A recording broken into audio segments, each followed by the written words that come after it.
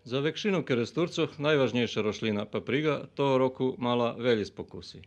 Rok bol dižďovný i paprigarom trebalo veľa schopnosti i usilovnosti, že by ju začuvali od chorotov i škodljivcov. Kukuricov chrobak, po serbski sovica, barz ljubi jesti paprigu, pravi barz veľké škody i na nju še muši najstrohše merkovac. Už perši tretman bi trebalo odrobiti, zato što še počali piljic hušenice z zvajičkov i to z insekticidami, ktorí majú nie movicidno, a je i larvicidno delovanje. Zato že keď tak nie porobice, već baš ljehko še larva ubuši. Znači treba i larvu i vajička suzbica.